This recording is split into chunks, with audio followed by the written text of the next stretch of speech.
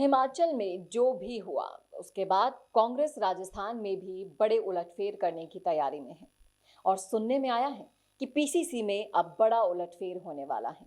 और इन सब चीजों को लेकर कई सारे सवाल भी राजनीतिक गलियारों में उठ रहे हैं। बड़े बड़े नेताओं से खाली होती हुई कांग्रेस कैसे अपने पार्टी को उजड़ने से बचा पाएगी और क्या अब पायलट को न्याय मिलेगा, सब कुछ बताऊंगी डिटेल में, इसलिए जुड़े रहिए आखिर तक मेरे साथ। नमस्कार, मैं हूं चेतना और आप देखना शुरू कर चुके हैं राजस्थान संवाद।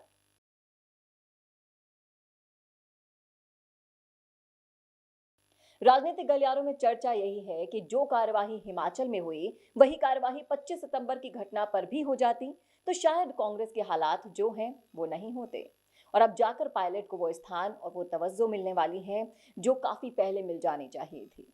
आपको बता दूं कि इन दिनों पायलट की सक्रियता भी काफी बढ़ गई है और लोकसभा इलेक्शन 2024 से पहले अशोक गहलोत को फिर से बड़ा झटका देने की तैयारी कर रहे हैं सचिन पायलट।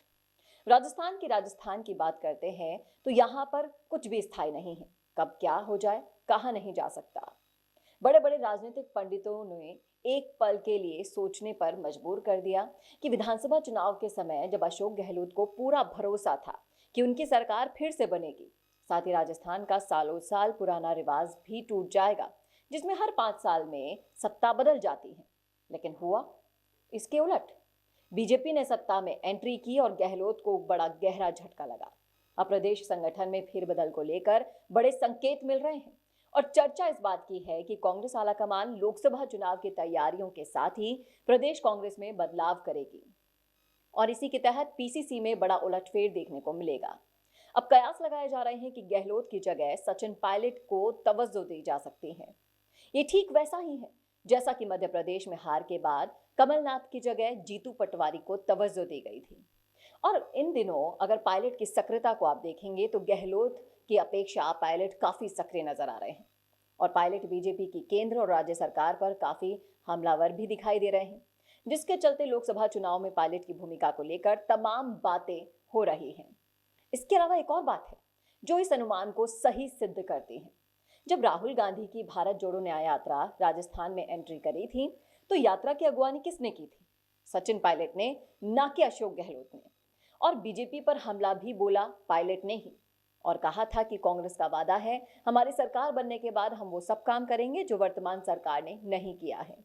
3 काले कानून वापस लेते समय केंद्र की बीजेपी सरकार ने कहा था कि एमएसपी को लेकर हम गारंटी कानून लेकर आएंगे, लेकिन सच्चाई आपके सामने है।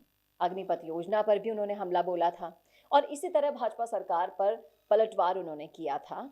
और इन सब को देखने के बाद भी एक और चीज है जो नोट की जा रही है, वो है कि जिस तरह से पायलट के साथ साथ उनकी युवा ब्रिगेड भी बढ़ती जा रही है, उसको देखते हुए भी, क्योंकि आए दिन कोई ना कोई युवा नेता पार्टी ज्वाइन कर रहा है और वो ऐसा वैसा युवा नेता नहीं है, वो काफी सक्रिय छात्र राजनीति से उभरा हुआ राजनीतिक सितारा बन रहा है और सचिन पायलट की फौज को ज्वाइन कर रहा है। और इस पर मैं आपको पहले भी बता चुकी हूँ एक वीडियोस के जरिए कि सचिन किस तरह से धीरे धीरे करके एक युवा फौज बना रहे हैं कांग्रेस के अंदर।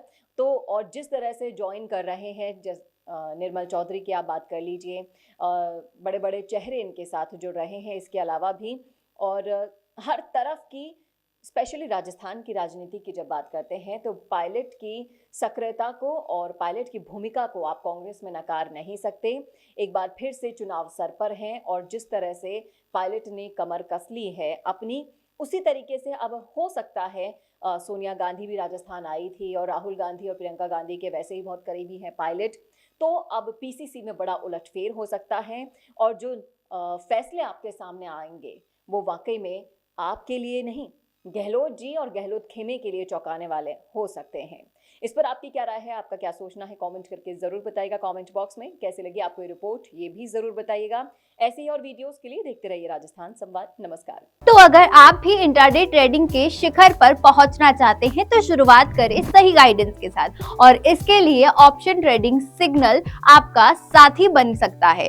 So don't hesitate, join option trading signal Telegram channel now, जिसकी जानकारी आपको वीडियो के डिस्क्रिप्शन में शो हो जाएगी।